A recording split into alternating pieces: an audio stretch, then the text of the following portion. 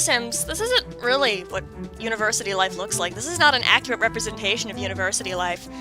I mean, for me at least, speaking from my own perspective, university life is just sitting in my dorm and reading supernatural fanfiction and crying alone. That's actually really friggin' sad. Holy heckin' heck! Welcome back to The Sims 3! Oh my god! Oh boy, so I have something very, oh gosh, kind of out of the ordinary, frankly, to talk about in this episode. I'm not gonna, take up a whole long segment at the beginning, though, to talk about it, because that's what I always do, and it's a lot of time that I could be spending doing things, and it just makes the video so friggin' long, and why am I like this? But, yeah, I'm going to be telling you a story this episode. A story that's friggin', gosh, how do I even, it was a story about a transcendental experience from yours truly that actually very closely ties into this series and will impact this series quite a bit in the future. Anyhow, I'll be telling the story over the course of this episode and just letting other things play out because, God, I just need to get this off my chest. I've only told one other person about this, one of my best friends, and it kind of hit me that, oh my gosh, this story ties into this series, and I need to, oh gosh, it's gonna, I'm not very coherent right now, because, I can't stop thinking about this thing that happened. It friggin' occupied my mind for, if I go on a tangent, we're gonna be here all day. I'll tell you the story, don't worry, I promise, I need to calm myself down for a minute. We're still continuing on Operation Dean's Social Life, was that the name I gave it? I don't remember. Anyways, we need to, become friends with Ash again, because he officially dropped back to distant friends. So first things first, soon as Dean wakes up, he's given Ash a call. Today he also needs to go back and befriend Gabriel again, because that unfortunately fell down again. And once we do that, we'll be up to 16 friends, and that means there's only 4 more Sims that he needs to become friends with, and we're gonna have to find 4 more Sims for him to befriend. But you know what? We're gonna make it happen. We're gonna make it work. So at the very least, we're going to become friends with Ash and friends with Gabriel again, if we can, since he's still apparently a, tragic clown,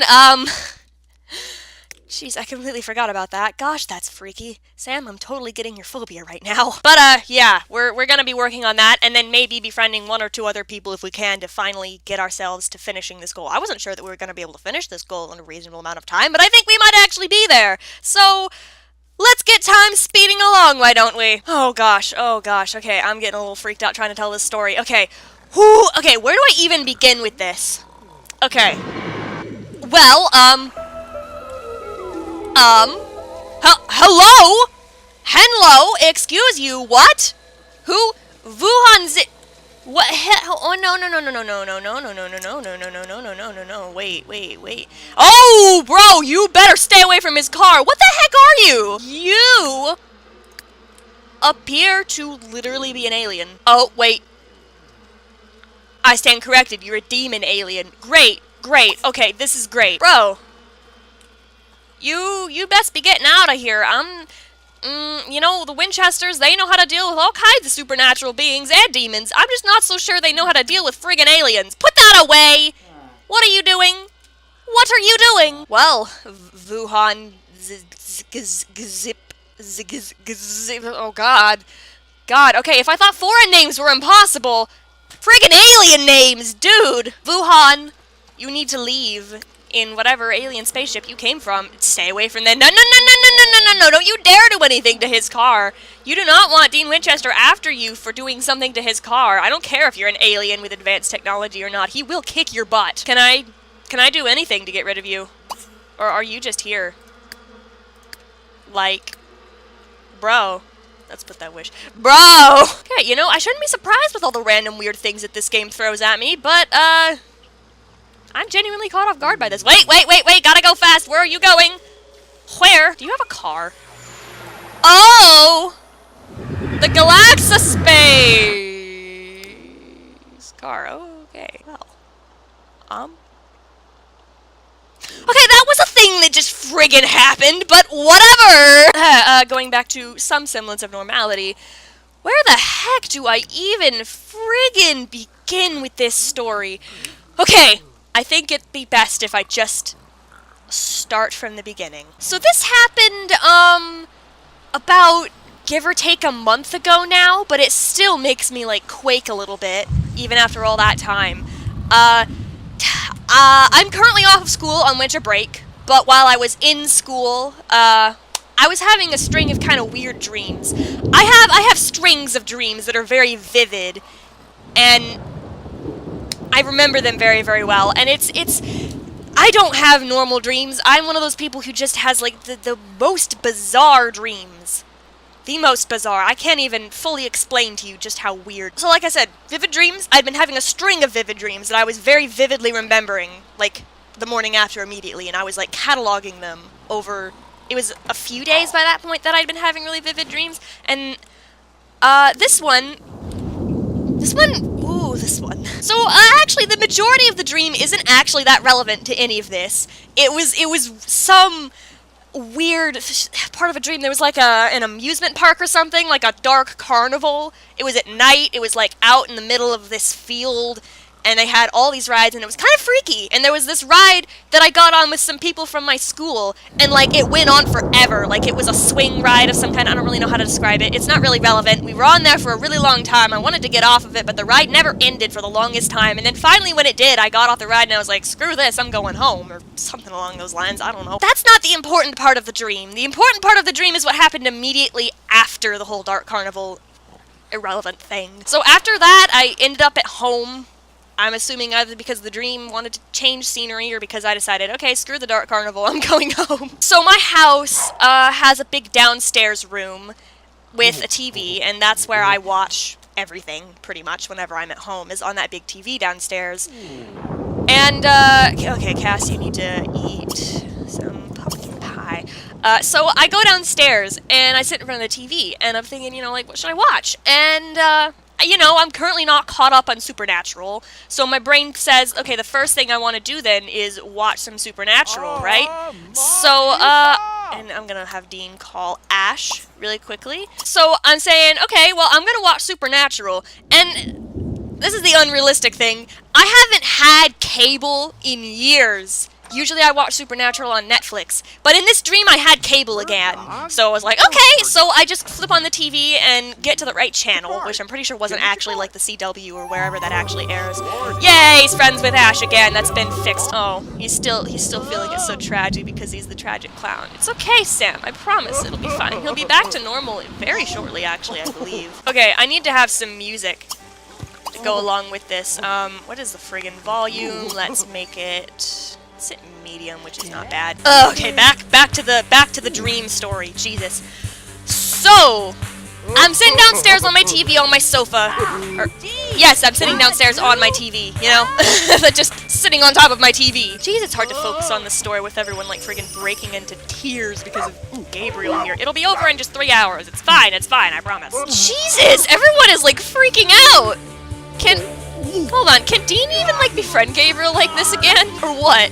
No, bro, Dean, you have plans today. I'm sorry. I know that's what you like to do, like, all the friggin' time, but you need to be friendly and become friendly with Gabriel again, please. Okay, he's got some interactions lined up. Now, let's try really hard to focus on this story. It might be harder than I thought to focus on it with so much friggin' stuff going on. Sitting downstairs in the bottom floor of my house, on my sofa, watching TV in this dream. Supernatural is on. So, let me set the scene for you for what was going on the TV. Sam and Dean and Destiel were there, and Charlie was there too. And I think that's just because my subconscious, like, I miss Charlie so much that my subconscious takes every single opportunity to include her in anything Supernatural related. And they're all standing in what looks like basically a hospital waiting room. It wasn't really even like a waiting room, it was like just a hospital room. Oh, he's having a bad day. That's probably because he has the tragic clown thing going on. Bean, talk to him, cheer him up. It'll be a great way for you to become friends again. It was kind of like, it was just like a hospital area. Like, you know those rooms where they have all the different curtains and stuff, and they have beds behind them where people are, like, in the bed, and what? He does not have the athletic skill. No friggin' way he does. You're a stinking liar. Yeah, you're a stinking liar. Look at that. He does not have the athletic skill. You're a stinking liar, Gabriel. They're in this hospital room like that, and... oh, God, thank God it finally wore off. Jesus, thank God. I was so worried about that. So... Jesus, I cannot get through the story. There's so much noise going on here. It's so hard to focus. Okay, let's Let's line up some more interactions for these two because a friggin' phone call interrupted them and I'm still trying to friggin' focus. Okay, I've got some more interactions lined up for them, so that should be good. And they should be back to friends soon, and we'll get our friend count back up. Or is he already? Okay, they're distant friends. We can do better than that, though. We can do better than that. So, Jesus, I will get through this story. I'm not good at telling stories when there's a lot of stuff going on around me. I need quiet to focus. Why did I think this was a good idea? Some Sims think graveyards are creepy, but I find them peaceful. Well, I mean, you have a very different perspective on graveyards than most people, Dean. So, friggin', here we go. Set the scene again. Sam, Dean, Destiel, Charlie. They're all in what appears to be a hospital room, like one of those big hospital rooms with the curtains, but there's like no one else there. And the thing you need to know about this, and I vividly remember what it looks like the hospital room, it was like everything was really white and bright, and it looked a lot like how heaven looks on the show, actually, you know, like how it always kind of has that fuzzy white edge, all the stuff around it, kind of like that. It looked almost exactly like that. So chat with cast, sure. So they're all standing around waiting, and oh heck, they ran out of interactions! Jesus! I will get through this story. I will. Wait, oh, they're back to being friends. Oh, thank God. Okay, so they should be good. They should be good, but I'll do just a few more interactions just to make sure. So they're all standing around in this hospital room, and there doesn't really look like there's much going on. They're just kind of standing there. And, I'm watching this, and I'm like, you know, what the heck is this? And at some point or another, this guy comes out. He looks like a doctor. He's like dressed in the white doctor robes and all that. He's kind of like a middle-aged guy, I guess. The doctor's not important. He walks out and he's carrying this bundle. And he walks out up to Dean and Cass, who are standing next to each other, and he hands the bundle over to them. And he walks away, and you can see that it's a baby. Right? It's a baby in the bundle that he just handed to them. Aw. Alright, you guys can set the background scene for this story. So he hands the bundle to them and it's a baby, and they just kind of look down at it. And this next part freaks me out the most, because this is single-handedly the most vivid part of the dream for me. Like, I remember this. I will remember this probably till the day I die. Dang it. Work interrupted them. They were being cute. Oh, well. Don't worry, your husbando will be back very soon, Cass. Very soon, I promise. So like I was saying, the most vivid part of this dream. They're looking down at the baby, right? Dean's holding the baby right at that particular point, and he looks down at her. She has, and I'm pretty sure that babies don't, like, open their eyes when they're first born or something like that, or they don't open them very wide, but this baby's eyes were, like, wide open. And I'm pretty darn sure they were blue, and they'd have to be if the rest of the dream is to be believed, but I'll get to that. He looks down at the baby, and just with the most gentle voice, he's just, this little smile twitches onto his face, and in the gentlest of voices he could possibly muster, he looks down at the baby and he says, "Well, hey there, little bright eyes." And then very shortly after he says that, like, he just kind of turns up and looks to Cass. And he gets really, really excited, Dean does, and he's like, look, look, look, she has your eyes. Look, she literally has your eyes. That was when it kind of hit me when I was watching this in the dream. I was like, oh my God, this is their child. What? And it seemed so obvious at that point in the dream. Like, I was like, oh my God, why? How did I not see this before? Like, this makes perfect sense. And like in the dream, I wasn't thinking, oh yeah, well, how the heck did they have a child? That doesn't even make any sense. They're both guys, but I don't know. You know, your brain just disregards that logic in a dream. Oh God! Hey now, Zeus, I want to freaking tell this story. Jesus, leave me to it. Goodness gracious. So he's like getting really excited because like, look, look, she has your eyes, and Cass is just like smiling down, and I'm flipping out at this point. Sam and Charlie come over because they want to see the baby too, I guess. And Charlie asks them, "What's her name?" And Cass just says, "Marielle." And at first I thought, okay, and upon first contemplation of that moment after I woke up, I was like, okay, so that must mean it's spelled like Marielle. And I think my brain actually got that from somewhere, because I watched a video. I think I know where my brain got this, actually, because I was watching a video that was actually another Supernatural Sims series, and in this one, the person made Dean and Cass have a child. And, like, the randomly generated names that it came up with for the child, the first one was that name, Marielle. I think that's where that came from in my brain. I realized that, like, long after the fact. So Marielle, right, this child, and they're just standing around, like, basically fawning over this child and cooing and all this stuff, and I'm sitting there on the sofa, like, having a squee attack, because I'm like, oh my gosh, what? I can't believe this is happening on the show. Like, this is impossible. They'd never do this. At that point, I get kind of, the focus shifts away from the TV, because I kind of look around the room, and I look next to me on the sofa, and there's this girl standing there, and she's a kid. I can't estimate kids' ages for crap. Like, I really can't.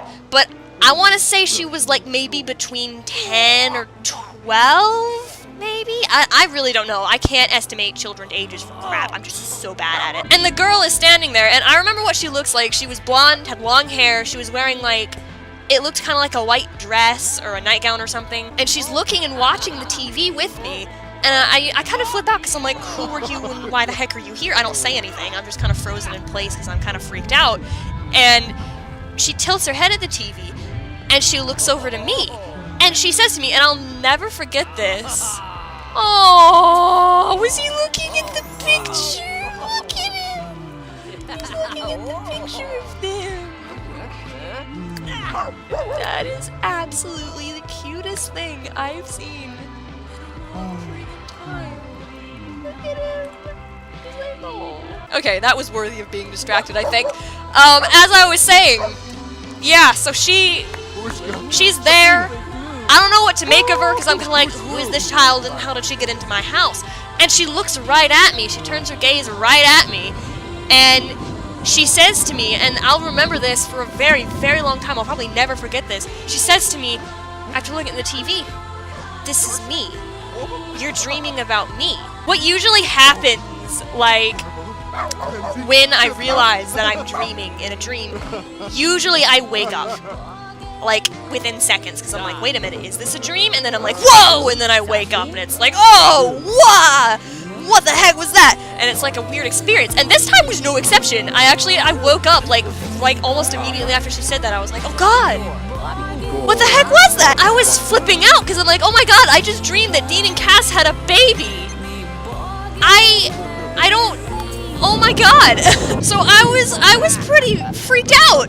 Frankly, I was like flipping out, and I couldn't stop thinking about that all day long. Angels are gossiping in the bathroom. Dang it, guys, give Dean his privacy. Gracious, he's here for a purpose. And Sam's gonna do a workout, which is fine. Now, there's more to this story than just the friggin' dream, because the dream, oh my god, it was a transcendental experience. Like, I could not get my mind off of it for the rest of the day. I was like, oh my god, what does this mean? As soon as I was, like, out of school, because I'd been in school the whole time, guys, in the bathroom again. Really? Gabriel, I'm gonna do you a favor and tell you to go here so you can just leave. He's like, yeah, nope, I'm getting out. So, I, like I said, could not get my mind off of this. I was so freaked out. So, as soon as I was out of school that day, because I had to go to school, like, really shortly after I woke up, I started doing some research. And, really? Gabe, I'm just gonna do you another favor and tell you to go over here and leave the lovebirds alone. You're welcome. So, I did some research, because this dream was like, this dream stood out among all the other friggin' vivid dreams that I'd been having in this series. This particular string of vivid dreams. So I did some research. I wanted to find out the name, like what did that mean, Marielle. And I kept searching up Marielle, like it was spelled like E-L-L-E. Dang it, Gilda! And Chuck! What? 3 in a row. Okay, fine. We'll fix that. We'll fix that. Don't even worry about it. Gosh, I will get through the story before this episode ends. I researched it, and, you know, I don't really find any particular significance in the name Marielle. And then it hits me, you know... Oh, he has the athletic skill now. That's cool. Jesus, you guys. So I researched... Instead, I change it, because I realized, you know, wait a minute. You know, what if it was spelled Marielle, like M-A-R-I-E-L? Because that's like how the angel names are, right? Like, a lot of them end in I-E-L. I looked that up, and friggin' I found Marielle is a real angel. Like, in lore and stuff. I kind of flipped out. She she is an angel of memory. That's what I found out. And this is probably coincidence too, but the pictures I found of her looked a lot like the girl in the dream. Like, she usually had like long blonde hair, and there was like a couple pictures of her in a white dress like she'd been in the dream. She's a real angel. She's an angel of memory from what I could find. And I was just kind of like, oh my gosh, okay, well that's a crazy coincidence then. Well, I think her name should be then Marielle, spelled like an angel name, because first of all, that would make more sense, and second of all, if there's literally a real angel, she'd be named after a real angel. Like, come on now, that's just amazing. And I did a bit more research after that. The thing, because I researched after that, I researched Bright Eyes, because that moment where Dean said to her, hey there, little Bright Eyes, that like, oh, that like sits in my brain. I can remember that like it really happened. Like, I really saw that on the TV in an episode of Supernatural. I can legit picture that in my brain. It's insane. Whew, that moment really got to me, so I wanted to see if there was any significance behind Bright Eyes, just because. I discovered a couple of things. First of all, I discovered that Shirley Temple once starred in a movie called Bright Eyes that helped to launch her career, but more importantly, I discovered that there is a classic rock band called Bright Eyes. And as soon as I saw that, I was just like, oh, Dean. Okay, Sam, you're gonna tire yourself out if you stay up that late, so shower and go to bed, please. And then, this part is a looser connection, I guess, but still one that really got me, because there was like so many strings of just things falling into place and coincidences following this dream. The first link that came up for the band Bright Eyes was a Wikipedia page about them, so I clicked on the Wikipedia page, and the photo, the top photo, you know, where Wikipedia always has generally like a picture to represent whatever page whatever the page is about, was a picture of one of their biggest performances. Take a wild guess where this performance happened. I'll give you just a few seconds to just wonder on it, to just ponder on it. What could it possibly be? It was friggin' Lawrence, Kansas. Friggin' God! I couldn't make this up if I tried. I was like flipping out at that. I was like, what the heck? Like, what? That is like, it's the weirdest string of coincidences I've ever had. I don't know what to, So, in short, I dreamed that Dean and Cass had a child, vividly, and that afterwards, I researched what happened in this dream, little details of it that perfectly correlated with, I can't, what? I was in a state of just absolutely flipping out afterwards. I could not friggin' believe. I don't know, like, the wildest string of coincidences. I've never had a dream that, like, had, like, I mean, I research things and symbols in dreams that I have, because I just find that stuff fascinating, whether there's any real truth to it or not. But this one was different. Like, there were specific details that I could perfectly, attribute to the dream, like her name, the affectionate nickname that Dean had for her, and, like, all the random little things, little tie-ins. I can't... Ooh! Part of the reason that I had the dream was probably because I was thinking so much about Dean and Cass having the child in this series eventually. And I realized, you know, it almost seems like that was just meant to be. Like, I have this perfect, crystal clear vision of what their child would be like now. Like, it just feels so natural that that's who their child would be, because, like, I saw her. And if I was to... You know, I thought of, like, the perfect way to describe Marielle to you, so you can, like, picture her even better. She literally looked like a young Mary Winchester, but with Castiel's mannerisms. That's basically what she looked like. That's, like, the best way I can think of to describe her to you. So, in short, I think I know what kind of child Dean and Cass are going to be having. I mean, it almost feels like it would be a disservice for me to ignore all of the stuff that I saw and learned from this dream and not do anything with it. So I feel like just for the significance of that and this series and them finally having a tiny human, their child gotta be Marielle. It fits too well, you know? It's just too perfect. It's like meant to be. I have a perfect crystal clear vision of what their family's gonna be like, and it literally came to me in a dream. And I still can't believe that that happened. Like, I have vivid, weird dreams. I just don't have any that actually usually tie into real life so perfectly like this, that like actually are applicable and useful. So this is kind of foreign territory for me.